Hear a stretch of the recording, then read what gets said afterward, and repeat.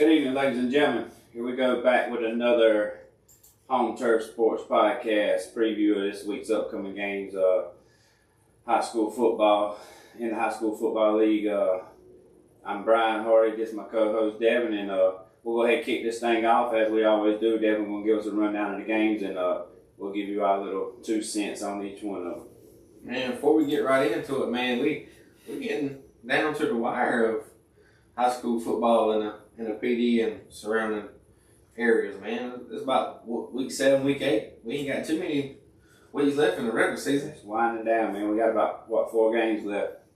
Yeah, man, that's gonna be no time though. I mean, right now, people's playing for their playoff hopes to see if they can keep it alive, man. Some teams ain't doing too good at the moment. But yeah, some teams probably they're getting ready for basketball season. They worry about what kind of basketball shoes they get and stuff. Not us around here, man. We getting ready to try to make a deep run. Hey, but that's always good, man. Hoping a lot of teams and coaches got where your mindset is, and they need your mindset, man. Oh yeah, especially this week, man. Marlboro County got homecoming, man. I know coaches hated it whenever I was in school. I'm assuming it's still the same. Nobody likes homecoming week but the girlfriends and the mamas. Well, man, this homecoming game,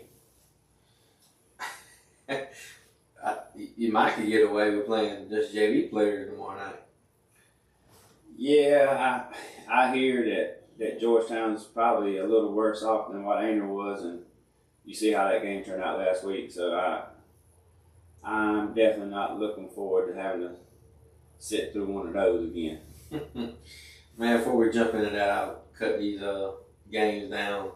We got 2 games actually we're gonna do picks for, but they already actually on their way. Is South Florence at Lakewood tonight, and Wilson's at Lower Richmond tonight. But that's 2 of the games that's playing tonight. But like you said, You want to get into those first since they're probably already on the way? yeah. I'll let you. I'll cut the games right quick. Go ahead, give us a rundown, then we'll do the Thursday night games first. All right. Got Georgetown on the road in Marlboro County. Chesterfield will be at Andrew Jackson tomorrow night. C.A. Johnson at McBee. Dillon at Ainer. Crestwood at Hartsville. Wilson at Lower Richmond. South Florence at Lakewood. West Florence on the road to Blackwood tomorrow night. Jack Britt's at Richmond. Terry Sanford's at Scotland. And I'll let you go ahead and start talking about that South Florence game. I'm going to try to cut and see if I can find the score on that at the moment. Yeah, I think this one probably be pretty easy for both of us, man. I think South Florence probably wins this one. Like you just said about the Marlboro game, they probably could have played their JV or at least their backups from the get-go tonight and pulled this one out with no sweat, man. I really don't look for this to be much of a contest. Lakewood's having a down year. South Florence is having a pretty good year. You know, not up to their recent standards, but they played a bunch of tough competition, but they're still having a really good season, man. I look for this game to be over pretty early. Well, the score at the moment, as we speak, is 35-0 with 11 minutes left to go in the second quarter. But there you have it. I'd be surprised if any of the starters are in at this time, if not much past halftime at all. Yeah, that game done got out of hand down there in Sumter. Trying to see another score here. And we got Wilson is at Lower Richmond tonight.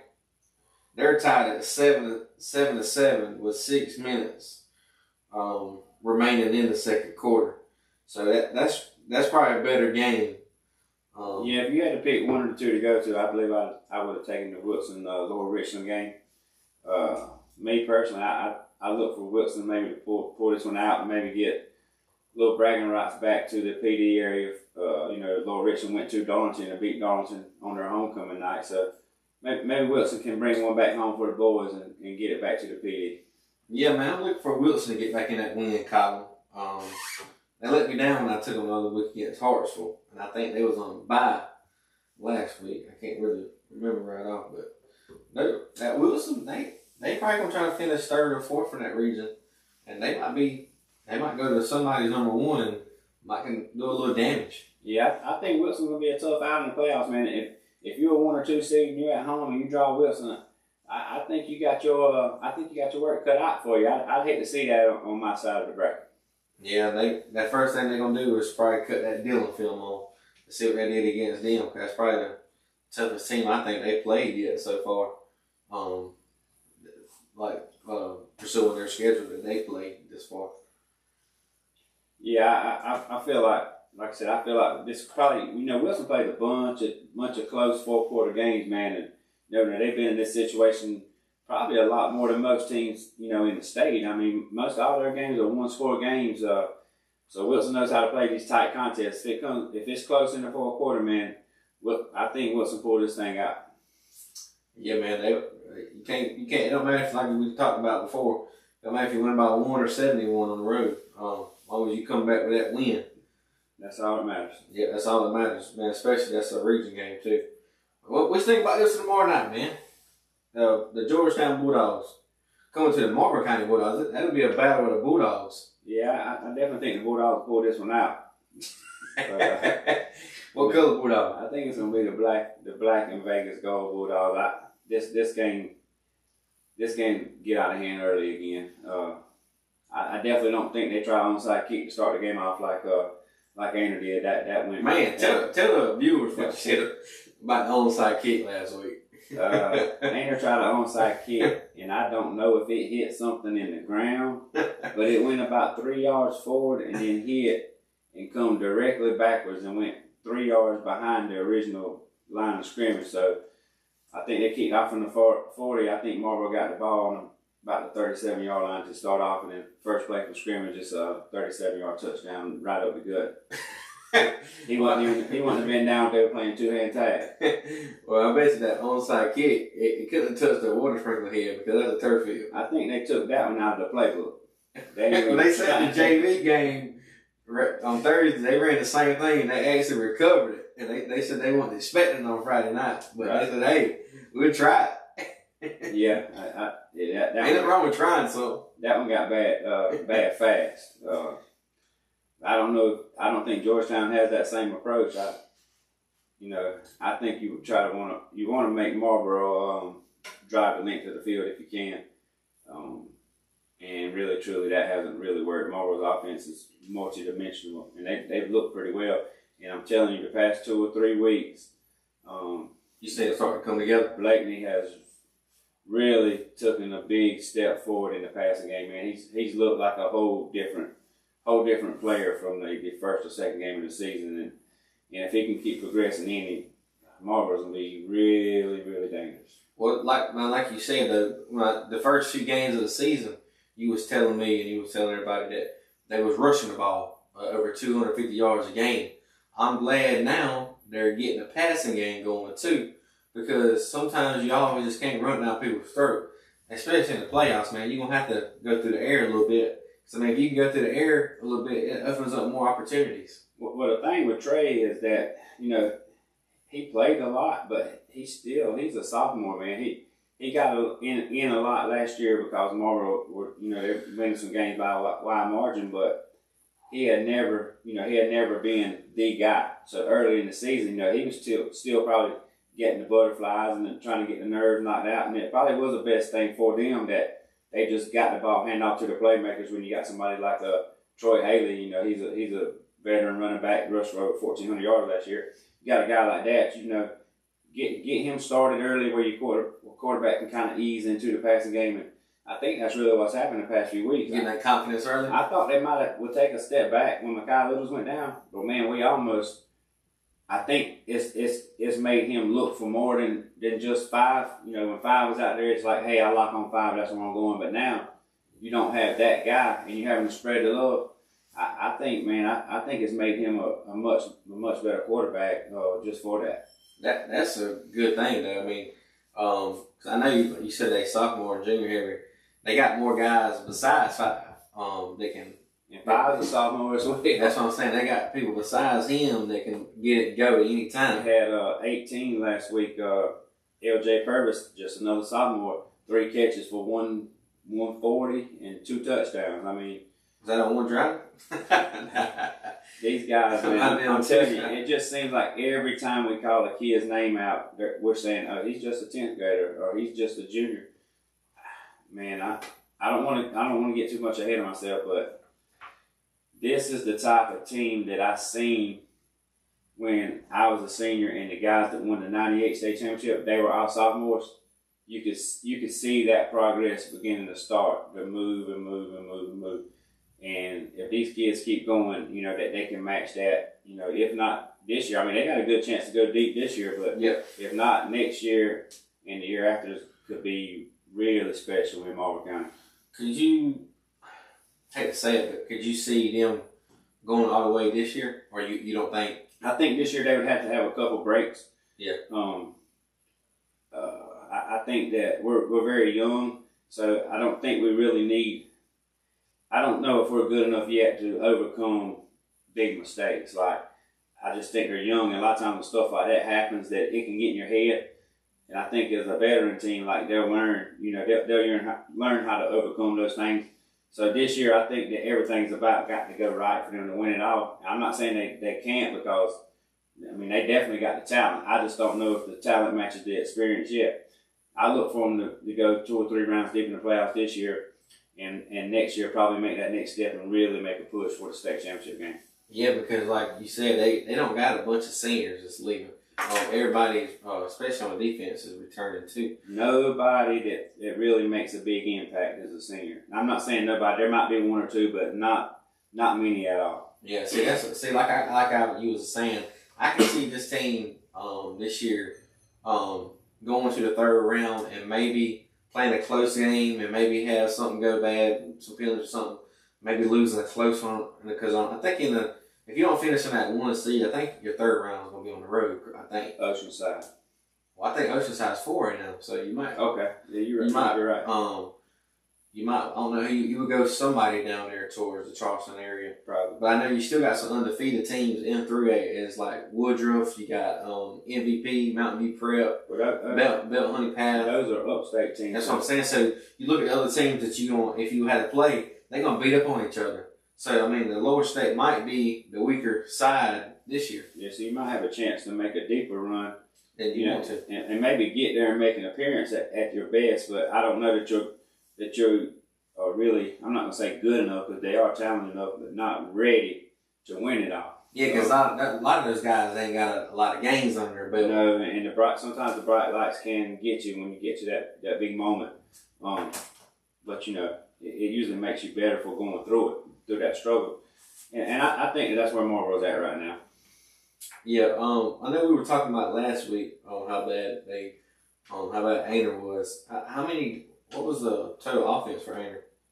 I mean, to be honest with you, I think they had 80. They might have ended up with 80-some yards rushing, and it might have been just over 100 total offense. It wasn't very many. I can't remember what the exact number was. We actually talked about it, and I had it on the tip of my tongue, but it wasn't much more than 100 yards total offense on the night. That had to be with the 3s and 4s in. Yeah, it really came on one. Most of it come on one drive where we had started making some subs. I'm not gonna say it was all subs, because I like the way he really done it last week. He just say if he's gonna put a new linebacker in the game, he left one of the other linebackers. Oh, experienced guy. That way somebody's right there kind of talking to him and leading him. And if he was out of position, and we'd sub 1 or 2 defensive linemen at a time and leave 2 out there, or 1 DB at a time, you know, and kind of let them guys ease into it. I never really thought about it. Usually people make mass substitutions. They'll take some guys out and put 6 or 7 new guys in. Yeah. But the way he done it last week, man, it really kind of caught my attention. And I really think that helps, because if I'm a backup linebacker and the guy in front of me gets hurt, I'm going to go in there with that other guy. You know, I'm not going in there with another backup. So yeah. I like the way he done it. So he might get meaningful playing time down the road, and he'll be comfortable with those guys because he's already been out there with them a time or two. Oh, yeah, for sure. And I kind of like the way he done that, man. A lot of coaches don't do that, but that really caught my attention. But, yeah, he did that, and then mainly in the 4th quarter, though, it was just about all backups. But, you know, after halftime, he started easing those guys in a few at a time and letting them get some experience with the ones, and I thought that was really good. I look for the starters to be out of this game earlier tomorrow night also. But I mean, because they do have a big one next week, and I'm ready to break down that game and preview that matchup next week, because that's going to be a big one for the Bulldogs, man. I'm going to see if I can get some sound bites from Coach Rowley. Man, that'd be good, man. Give us a little pressing. But you got any more? No, man, that's about all I got to say, man. Homecoming is always I ain't going to even put homecoming on this one more. It's coaches really don't care a lot for them. And man, I always thought homecoming you want to try to play a bad team because you always wanted to win in front of everybody's gonna be there. But man, if you think about it, really that's not the case. I had a coach tell me one time, you play bad team, you try to play a bad team on homecoming because you already know that your guys are not going to be 100% mentally focused. Yeah. So you want to play a team that you probably can still overcome some mistakes and some where they're going to be mind drifting and stuff like that, thinking about other things. So that's really why you want to do that. It's really not for the fan. I mean, yeah, you like to win, the fans like that, but a coach's mindset is I want to play a team that's I think we probably can win if we don't play our A game. You don't think it would be a good idea to play somebody like Dillon on homecoming? I don't think so. When you know you're going to have a crowd there? No. You played before, a lot of people? I don't think so because, like I said, you guys are never going to be 100% in the ball game. They're thinking about a million other things the homecoming week. Especially this week, they don't even have school to keep them focused. Oh, yeah. So that's another thing into it. Yeah, man, this new intercession thing they got going on. Having to practice early in the morning and do nothing for the rest of the day until Friday. Man, there's too much time on their hands, man. I can remember when I was in school, if we were even out on one day, like a Friday of a game day, we had to be at the school at 9 o'clock that morning with our sleeping bags. We would have lunch there, we would do stuff, but we had to stay there all day just so nobody didn't go out and do nothing stupid.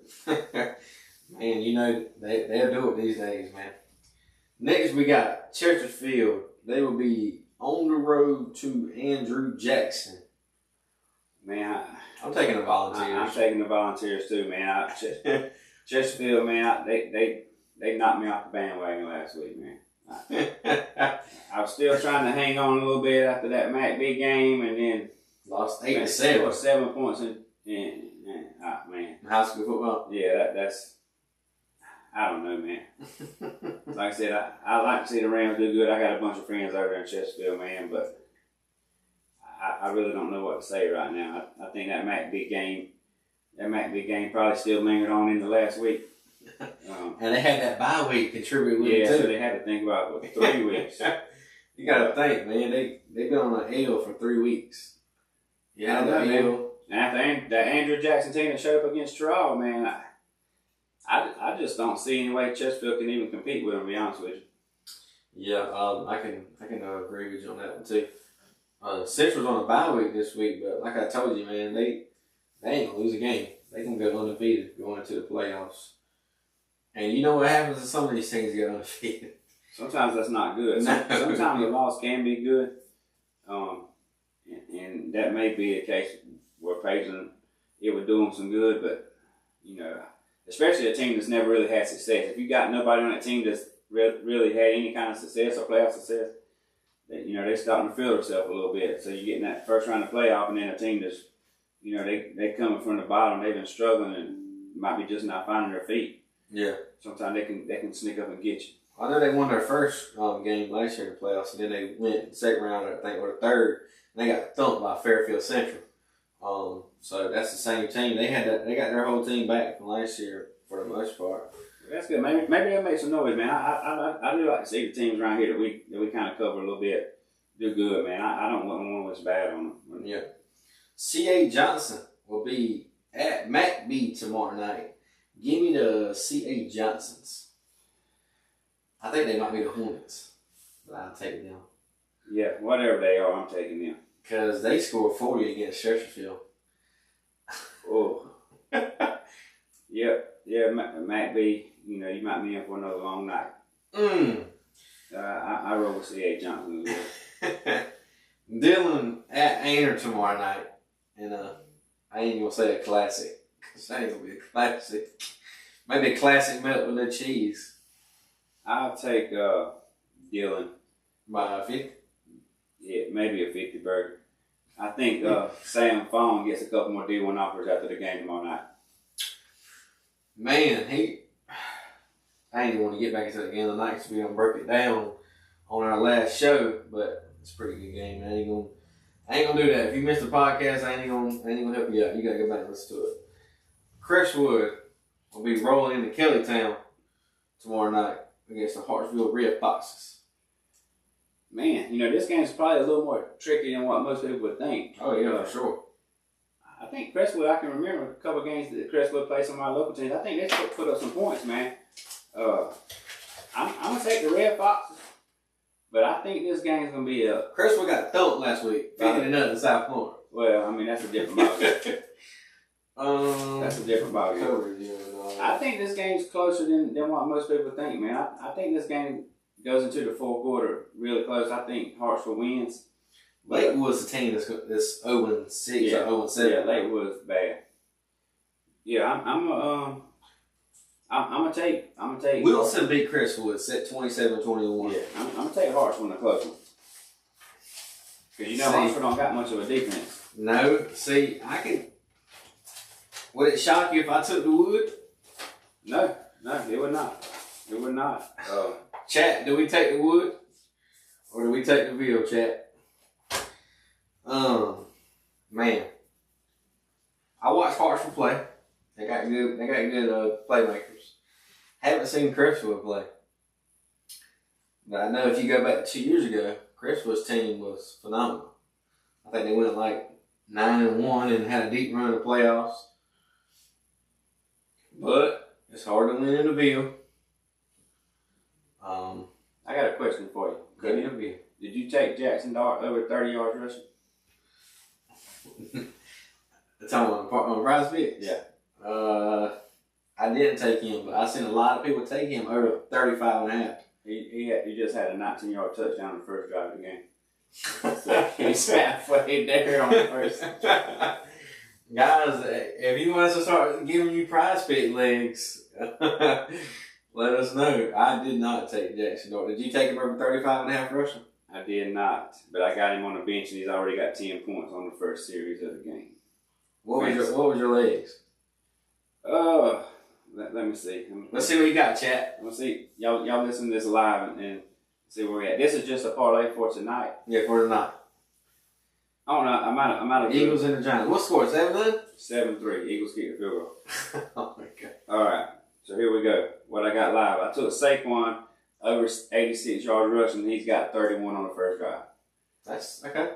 I took Saquon to score a touchdown, rushing or receiving. I got Scatterboo to score a touchdown, rushing or receiving. I took Jackson Dart under 31 passing attempts. Oh, I thought you was about to say. No. No. He's got 2 passing attempts. And I threw George Pickens in to catch a touchdown for Sunday. So I don't think J.C. Horn will let that happen. They're going to do this right here. J.C. Horn might not have a chance to worry about that happening. Yeah. You want to hear my Prize Picks? Let me know what you got for tonight. Let's see. I know we're getting off on a tangent. You got to, man. You got to keep everybody involved. Some people's listening for this, maybe. They want to make some cash. That's too late. They can't take this game. No, they can't. I got Devontae Smith over 19.5 longest reception. I got Wendell Robinson over 44.5 receiving yards. Saquon to score and Jalen Hyatt to catch a pass. Catch one pass? Yeah, it was a green. Okay. My other one, I got Saquon over 107 rush and receiving yards. And he's already at 31, like you said. That's rushing. Yeah. Well, I got rush plus receiving. Yeah, so you got total, yeah. Yeah. I got Devontae Smith for 51.5. Yeah. I got Jackson Dart to throw over 177 passing yards too. So that's my 2 parlays for tonight. So that's that. But yeah, give me the Red Foxes, man. I'll take them. And we done said about that South Florence game. West Florence will be at Blythewood tomorrow night against the Bengals. L. West Florence L? L. You saying it? Yeah. I was looking at Blythewood's schedule before we came on here, and They lost a close one last week to Lugolf Elgin. I think Lugolf Elgin ain't that bad as what people think. They got a pretty good team. So, I'm going to go with you. I'm going to take the Wood. But they ain't going to be Crestwood. Jack Britt will go into Richmond Raiders Stadium tomorrow night. What's going to be the outcome of that one, brother? I'm going to take Richmond, man. I think they're starting to find their stride right now. Richmond's getting hot. And, I think they win this game pretty handily. Probably 14 to 17 points. Yeah, I don't know if that game is homecoming too. I need to find out my boy though, the one I told you played for Jack Britt. Oh, the big guy? I mean his mom. Yeah, I need to look. I can't remember his name. I need to look him up. He might have him out there. He's a stud now. She showed me he was all region, all city of Fayetteville. I mean he's a stud. He was looking at LSU. That was one of his final teams. At that point. I don't really care about LSU right now. I need me either, but I need to do some research on him, man. I ain't heard nothing from my boy in over a year. I need to check on him, see where he's at. He'd be a senior this year. Probably something that guy. Terry Sanford will come on to Scotland tomorrow night, man. Man, I'm gonna tell you, Terry Sanford ain't bad. I know, 71st coming to the year with high hopes, and I know Terry Sanford knocked him off game 2 last year. This year. And they already played one time? Yeah. No, I'm talking about 71st. 71st was knocked out. Oh yeah. Yeah, Terry Sanford beat them when they were supposed to be really good. Man, I'm gonna take Scotland. I'm a bit with my heart over my head, but I was about to say, give me the Scots, man. I'm not surprised Terry Sanford comes here and wins this ball game tomorrow. Yeah, I'm gonna take the Scots. I tried to. I ain't look at the Terry Sanford record. But I'm just going with what comes first to my mind. But hey, did you see that thing about what happened to the guys in Fayetteville? Yeah, E. Smith. Yeah, E. Smith. Yeah. Prayers up for that school, man. That's sad. That's sad to hear, man. It is, man. Was it 3 players? 3 players. 3 players. Yeah. Man, if you ain't heard that story, man, you need to pray up for that whole town and that school, man. Cause that ain't. Is that a little school? Not really little. They're probably 3A, maybe 4A. I don't know. North Carolina realigned this year, so. Man, a 1A or 2A school and 3A, I think it's like that, man. That'll hurt. Yeah. I mean, that's like from a football aspect, that kills you, man. But prayers up for them, man. Hopefully, their family is grieving and getting what they deserve, man. But we got some college going on this weekend. The Gamecocks will go to the real Death Valley at LSU. I'm going to tell you. The spread on this one, I think, is 9.5. I'll take South Carolina with the points. Nussmeier banged up. Can't get the run game going, man. Yeah. They can't. We can't either. I tell you what. But I like LSU defense. They got a really good defense. And I was listening to a thing today. They finally got a good corner in that transfer they got from Virginia Tech. Yeah. Terry Sanford. You search him up? I was just looking at some stuff on Jack Britt, but Terry Sanford. Jack Britt beat Terry Sanford 42-38 a couple weeks ago. So all offense, no defense. That's what it's looking like. 71st actually beat Jack Britt last week. So, who knows, man, the way this high school season is. I know 71st got in a little bit of trouble, had a player suspended.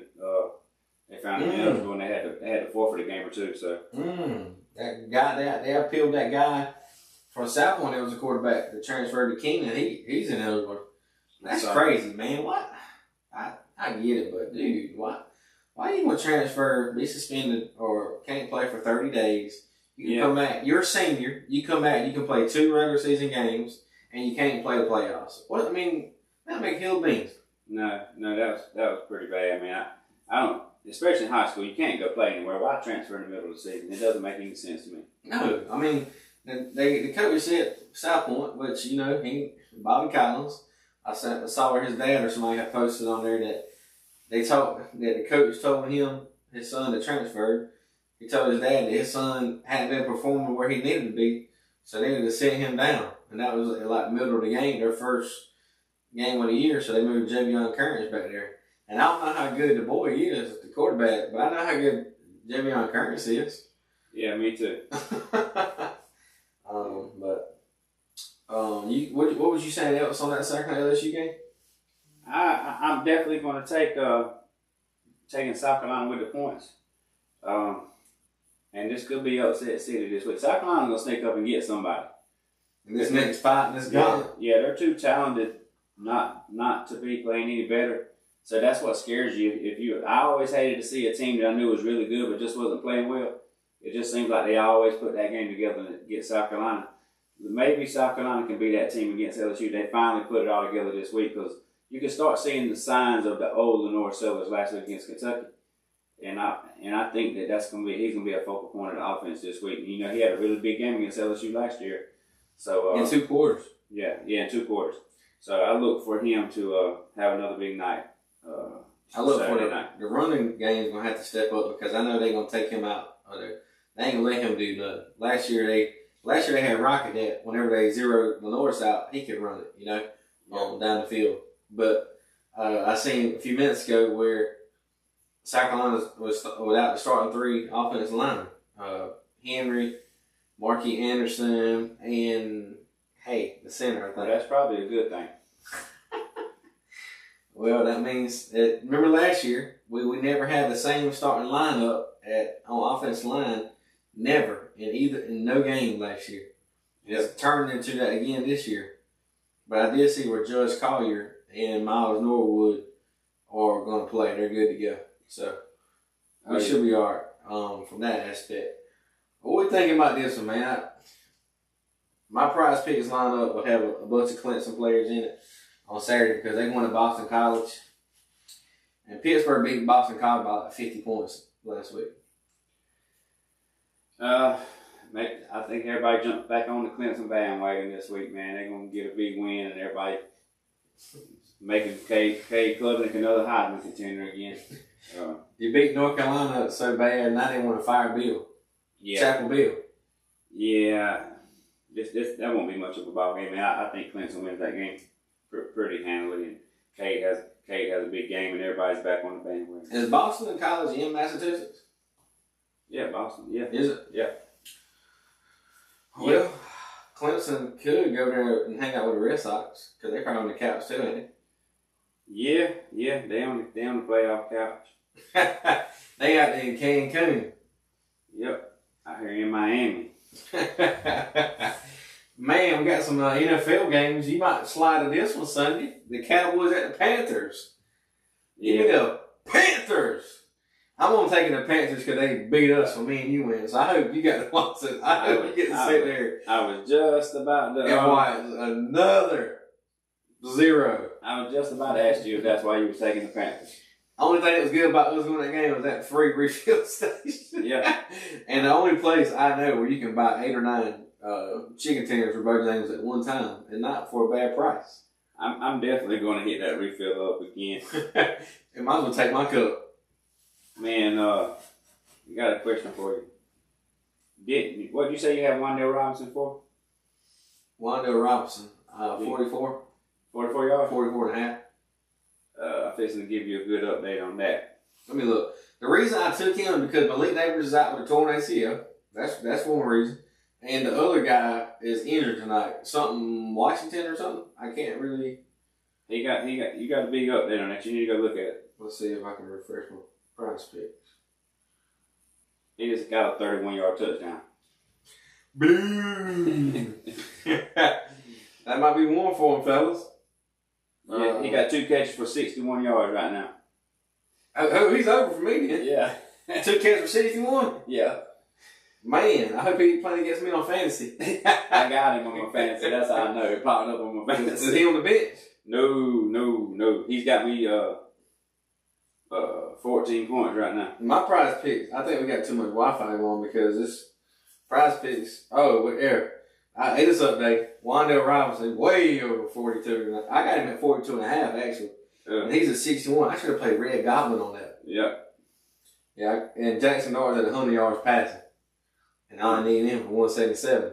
But watch him, they come out in the second half, and they be flat as I don't know what. I need Jackson Dart. I don't care about the yards. He just don't throw it as much. Well, man, what did you think about that Cowboys Panthers game? Cowboys probably playing pretty well right now. I mean, Dak's probably playing some of the best football of his career. I think the Panthers put up a good fight, but I think Dallas wins, I say like 27-21, 27-20 something. It ain't going to be a blowout like last week. No. The Panthers are a little better than the Jets, in my opinion. I just think I think their offense is too high powered for the Panthers. Give me the Dirty Birds on Monday Night Football, man. We're going to be whipping the Buffalo Bills into the Georgia Dome. I mean, the Mercedes Dome, as y'all call it now. We might as well go. No. We might as well take the podcast out there. No. You're going to take an L. That's about all you take it. Man, see, I see what you're saying. But look how the Bills played last week. Yeah, I'm telling you. That's exactly why it ain't going to happen 2 weeks in a row. Josh Allen ain't about to do me like that. He might do somebody else like that. Shoot. Josh Allen's just to make y'all look like a wrecked football team, man. Let's see what the Panthers did. That was a one-time thing, though, man. I ain't even like that.